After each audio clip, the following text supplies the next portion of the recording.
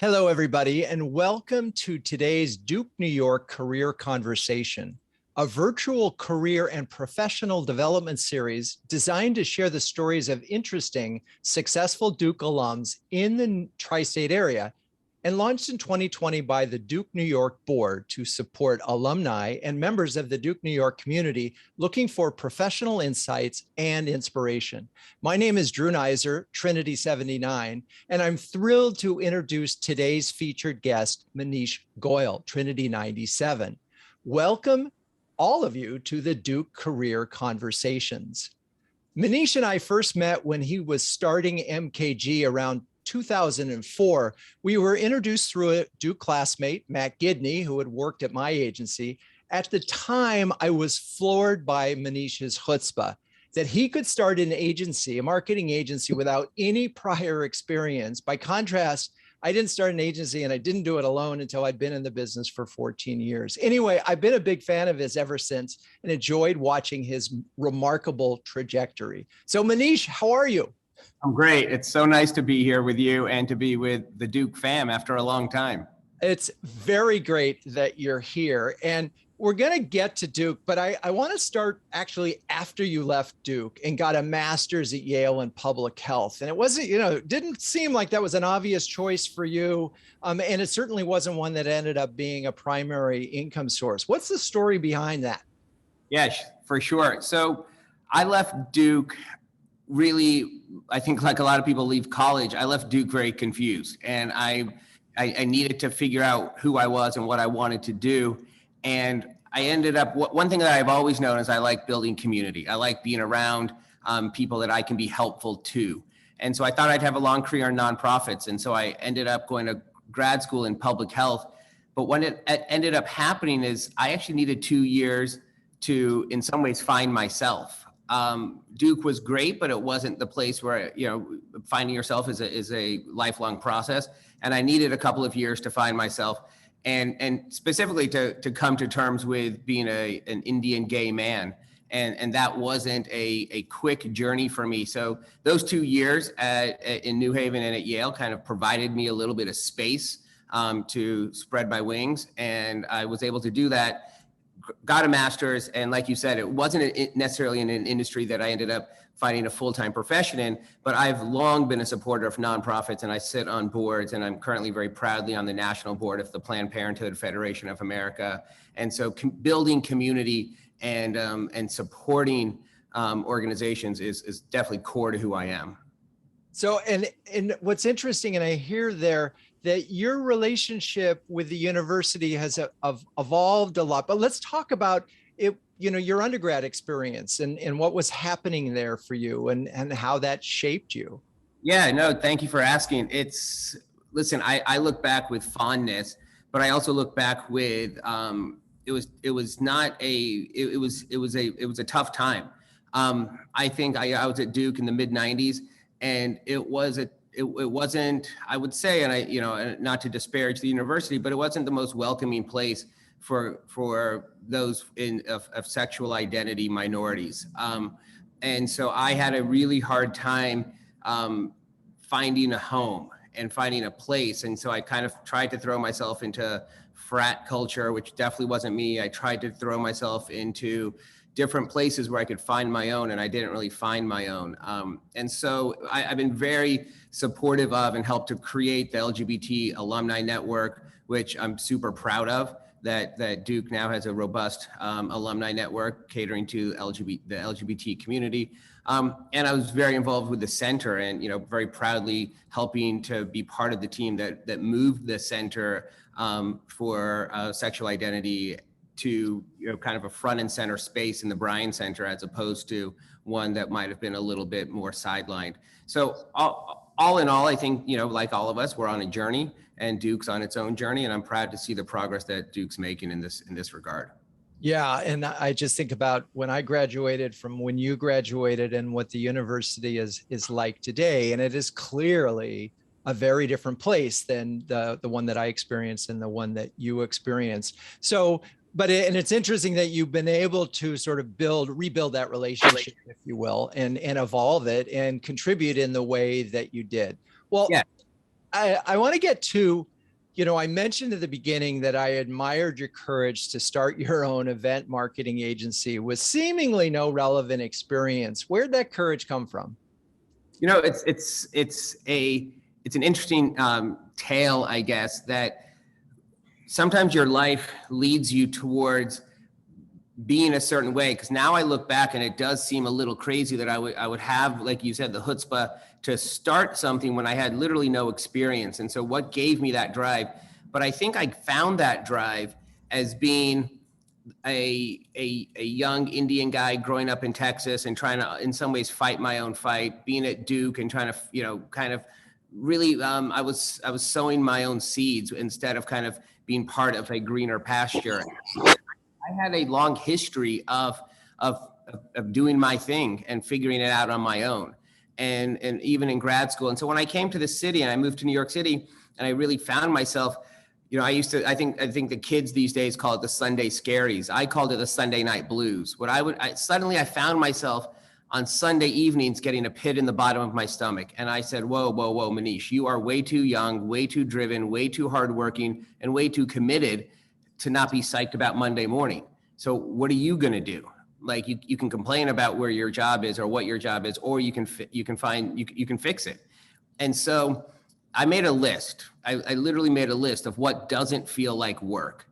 And when I made the list of what doesn't feel like work, and I took it seriously, right? And so I wasn't just, I wasn't being silly about it. I didn't say, oh, I like to sleep, because sleeping, there's no professional sleepers, right? So I was like, what exactly, what does not feel like work? And when I made that list, I like logistics. I like details. I like being on the phone. I like putting out fires. I like drama. I walk into the fire as opposed to walking away from the fire. And that's always been just who I am, in some ways, how I was raised, and it has raised myself.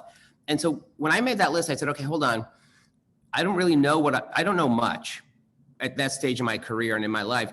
But from what I know, that this list caters to people that work in a very fast-paced event world. And I knew I wanted to do marketing.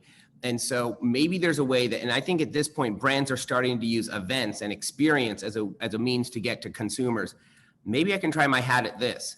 And so I literally, I had no experience. The two things you need to be in the event marketing world is you need experience and you need contacts. I had neither, but I had a heaping cup of ambition. And I very quickly got some experience as quickly, just being a PA, not caring that I went to Duke or Yale, but I was willing to work for, minimum wage just to get in the room. And I knew if I was driven enough to change who I was in the room, but I needed to get in the room. I got into the right rooms, and then I said, okay, so I'm getting a little bit of experience. Now I need contacts. And, this is where I kind of, I bullshitted my way until I had some contacts, and people would say, so tell me, who do you really go to for XYZ? I was like, oh, there's so many options. And I would go home and figure out an answer and then come back to them. So, I just said that I used to answer the phone in one voice. I would say MKG, and then they say, hey, is Maneesh there? I say, yeah, please hold. Hi, it's Maneesh. I would put myself on hold, because you were faking it. You were faking it till you made it. And that's how I started. So I just had some ambition, and I said, let me do this on my own. Oh my God, it's like, so if you've ever read any of Amy Cuddy's work, you should be a case history for her, because the confidence that you sort of made yourself believe you had, that you could do it, but you also took a lot of steps. I love the list of things that, that you're really good at, and then trying to find a place where you can do them. I suspect there are some professional sleepers. I just want to throw that out there, there may be, and I don't want to discourage any careers among Dukies. There could really be an opportunity there. Anyway, so you start the agency, you fake it, you start to make it, and you had a really, really good run. What were one or two sort of hiccups along the way as you were growing the agency? Because it's not like you just one day opened the door and then the next day you sold it. There was a lot of things in between. So, give a step or two where there was a moment where you went, oh man, how are we going to get through this? I learned early on that, and I think I had the gift of not feeling like I had the right job. And that was a gift, because it taught me to really avoid and create an environment that would avoid anybody who worked for me feeling that way. Because I had felt that way, so I know what it felt like. So I focused on culture almost from day one. I basically said, nobody who works here, if they have the Sunday night blues, then it's not going to work, because this company is not, it might have had my initials on the door, but this has got to be it cannot be a cult of personality. So culture became critical. And through that, you have some misses, right? You really try to interview for not only aptitude, but really for culture. And you definitely have some misses. People who come in, I don't lead with an iron fist, and I really believe in really close access to leadership so people can be inspired. I think people want to be inspired, so you have to keep yourself in the mix. I also believe in really direct and open communication. So I run a pretty transparent shop. And so to that extent, there are some people who just aren't used to that, and they would come in and sully the water. So, I realized quickly that I've got to be careful. And when those people come in, I've got to exit them as quickly as possible so they don't really kind of ruin the specialness of what we have. I also realized that I'm somebody who I had to really humanize myself, because I wanted people to work very hard, and I wanted to pull myself out of the day-to-day operations of the business, meaning that I wanted the business to be bigger than me. And so for me to do that, I had to really humanize myself and get people to be excited for me. So I'm somebody who, I open up my home. I would invite people to my home. They would get to know me. When I got married, I threw one event just for every single member of the team, of my staff, et cetera. So but that also comes with a bit of a burden. People would say oh, well, I've seen Maneesh's apartment. Why can't I get a raise? Things like that. So there would be, it's a real, and I get it, it's not, but there's much more benefits when people would exit, for whatever reason, and we would do exit interviews. They would say never in my career have I been to a CEO's home. That was unimaginable, that this place gave me that gift. And so I would get much more positive feedback, but I would also have to understand, okay, you're taking a risk here. And I'm a firm believer, it's actually on my Instagram bio, that risk makes life remarkable. I believe in the adage that risk makes life remarkable. Of course, you don't want an overabundance of risk, because then, you keep putting yourself on too shaky of waters. But I really am I'm a natural born risk taker, and I walk in to, as I said, the fire. So to that extent, I've had some, I've learned along the way. But that said, I'm very proud of of the culture that I built. And I think it's really interesting. And I'm going to add this, because this is sort of the way I do my podcasts and so forth, is here's what I heard. You are a leader who really cares about the people in your organization. Not once did you mention your product, and it doesn't even, in some ways it didn't even matter. It was about the culture and the people, and being a leader that would inspire them to do the work. And I think if you're an entrepreneur out there and you think it's about the product, you may want to think again, because if you want to build an organization that you can ultimately sell, it is about building, particularly in the marketing business, right? It's about it, because once you leave, they need to know that this organization will run without you. And that's what you did. So kudos to you. And you ended up selling in 2019, right? I sold in the fall of 2019, but Drew, it's interesting that you mentioned that, because people will sometimes say to me, wait, hold on, Maneesh, you had a service business. So, you weren't selling widgets, and you didn't have a technology platform. You had a service business. You were servicing brands, and yeah, you grew it to 150 employees. But your initials were on the door, and you were the one who built this business, and you're the majority stakeholder in this business. How did you sell it without having a go forward plan? How were you not tied up into the sale of the business? Because I quickly pivoted, as I'm sure we'll talk about, into a new industry, into a new category, a new chapter in my career in hospitality. And that's the only reason I could do that. The only reason I could build an organization that was bigger than me is because I focused on the people. And so as I went to sell the business, it wasn't about me. The buyers weren't looking to even meet me. They met me very late in the process. They were meeting the people. And in fact, how cool for them to be in front of a process, to kind of feel that ownership and feel like, hey, I'm in front of this process. I might not have been a founder myself, but I'm being treated as if I'm a founder. So to that extent, I really understand how to inspire. I love to study how to inspire. But yeah, so that selling in the fall of 2019, first of all, can we talk about the timing of selling? I And a know. I'm sorry, but yeah, once again, your genius is shining through. A good job predicting a pandemic to. yeah, the global pandemic. But listen, I'm very close with the team at MKG. A lot of people are still there, close with the company that acquired us, and thankfully, the beat is back, and they are very, very busy, and things are bouncing back. But yeah, no, it was a really unexpected. The timing of it, of course, was hugely unexpected. But Yeah. Well, since you brought it up, and anybody, if you have any questions, put in chat. And we did get a couple of questions in advance, and a lot of the questions were very interested in Sona and your restaurant. I want to frame this though, because not a lot of people get a second or a third act. I'm sort of working on one myself, and it's kind of cool. But let's talk about how you get from owning an event marketing agency to starting a restaurant with celebrities and also then getting even to another one. But let's talk about Sona and how you get there. And again, how did you have the courage to start a restaurant? Yeah, so it's so interesting that, listen, first of all, to take a step back, I'm a firm believer in the notion that careers are meant to be a series of chapters. And even if they're all in the same book, mine have been in a few different books, let's say, but with each chapter, is a different cast of characters and a different plot line. And in some ways, some chapters are shorter and longer than others, but they all feed off each other. And so I was ready for a new chapter. And I came to my next chapter really, once again, thinking about, what do I want to do? And I got into the events world and event marketing world because I love bringing people together. I looked to see who I was. I literally looked in the mirror and say, who are you? And I said, well, I'm the guy, when people say, let's get together, I was like, hold on, I'll make the plan. A lot of people are quite happy to be passive and be told where to go. And you need both types of people. But I'm the planner. And to that extent, I was like, okay, now I think I want to do something that's more that calls upon a different part of me that I haven't tapped into.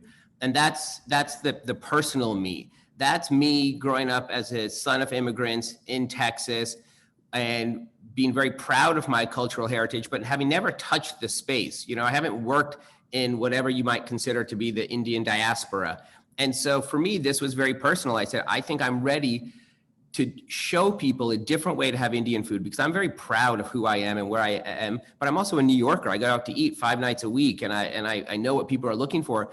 And because I have a big network, which I amassed entirely here, as I said, I had no contacts, but when I showed up to New York, but I built them. And now I get asked all the time. I used to get asked like, hey, you seem like a fun, cool guy. Like, where should I have Indian food? I'm like, great question that I don't have a great answer to. And hold on, maybe I should figure out the answer to that question. And then you pair all of that with your story. And so my story is such that my father, with the grit of an immigrant, a young immigrant in America, looked around while he had a full-time job, and him and my mom had 3 young kids. I'm the youngest of 3. Realized that there's not a single Indian restaurant, not just in the city of Dallas where we had settled, but in the entire state of Texas. So my father opened the first Indian restaurant in the state of Texas in 1975, 2 months after I was born. And so my boyhood was spent, in that restaurant. And so, there was a part of me that said, okay, hold on, maybe one day I'm going to do what my dad is doing. And so it was always, while he wasn't a lifelong career restaurateur, it left an indelible mark because it became a meeting place for the Indian community in Dallas. It became a place for our birthdays and celebrations, and people would host. And I just saw that, and I said, well, I was a child, so I didn't learn anything per se, but I did see something that stayed within me, and I was ready to bring it all together and do what I've now done, which is open what I think is the preeminent Indian restaurant, not just in New York, but I think even the country. So I want to pause and just comment on your comments. First one, if you're thinking about starting a business, you notice the story there and how the dots connected, and there's just such a powerful story. I mean, I can just see you as a kid celebrating your birthdays in your father's restaurant, and it's such a vivid image, and really speaks to, this is not an accident. This is something, it's almost preordained that of course you would have a restaurant. But what you talk about when you describe this restaurant is really this wonderful bringing it. It's like a community center celebrating over amazing food. Okay, great vision, great story. Now let's talk about, how does partnership come together? Yeah, it's a great question. Again, so listen, I had the story I just told you. I've got the passion, I've got the chutzpah. I realized though, in this case, unlike MKG and my agencies, I needed other people. And so to this extent, I really looked to see, once again, where are my holes? And so one thing in New York, I needed legitimacy. So I partnered with a guy named David Rabin, who is an amazing restaurateur and somebody who gives me legitimacy because I'm partnering with somebody who had done this before. I'm a first-time restaurateur in arguably the hardest restaurant market in America. And so I got legitimacy. And then I said, okay, cool. I've got legitimacy. I've got like a tried and true New Yorker. Now, in a perfect world, I'd have a great megaphone because I know some people, but I don't know all the people and they don't know me. So I said, what if I could get a megaphone? And I said, well, there's only one megaphone that can serve me well. And that's really, I feel like Priyanka Chopra is a global Indian, unlike the likes of which the world has seen, because she is known now around the world because India has an amazing film industry, Bollywood, but very few can have ever translated themselves and their celebrity and their work to Hollywood and to America. So she's built up a global audience. And as American as she is, in the sense that she married an American pop star and she spends a lot of her time in America, she is unabashedly Indian. She's proudly Indian. And if anything that she could do is to promote the food. And it was very funny when I got to know her through her manager. And, it's again, putting yourself in rooms where, I did not, now we have a great, deep personal friendship, but that was new. It was built in New York City. And so to that extent, as I got to know her, she was very funny. She said, listen, I'm interested in doing this, but nothing's happening until I try the food. And so she was very specific. And then she said, and not only do I want to try the food, I want my mom to try the food, because she was like, this has to be done. So, our chef, amazing chef, Hari Nayak, he had some big audiences early on, but, that's how I got there. And that's how the partnership began, because I needed my legitimacy. I needed my megaphone. And now we became a threesome and, we're off to the races. And I love that she wanted to taste the food because that's so, it's just amazing. Okay. So that's going. And one of the things that you mentioned, this high concept that you have, Nobu for Indian food, does that mean you're going national or international with this? You're such a good interviewer because you know exactly where to ask the stuff that I don't have the answer to, or maybe I'm not even ready to say. But the whole point is you are right, Drew, in the sense that this restaurant shouldn't just exist in New York. I mean, this is a cool way. And please, for those of you in New York, come down to 20th Street and find us and see us at SONA. But when you walk in, you will feel something very different, and you will and you will taste something very different.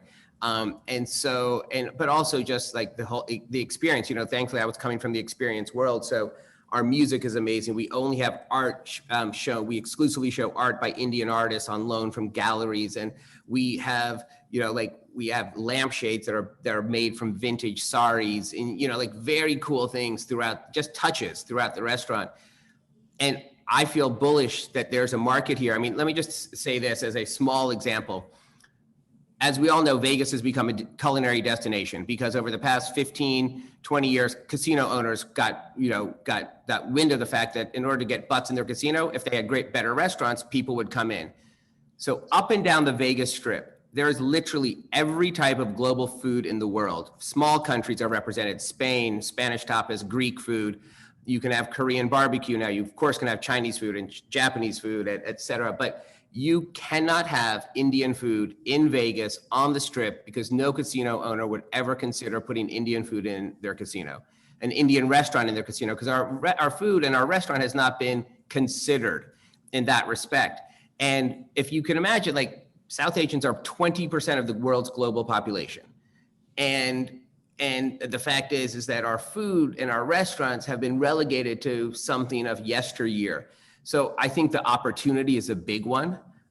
So I really feel that this is, we're just getting started.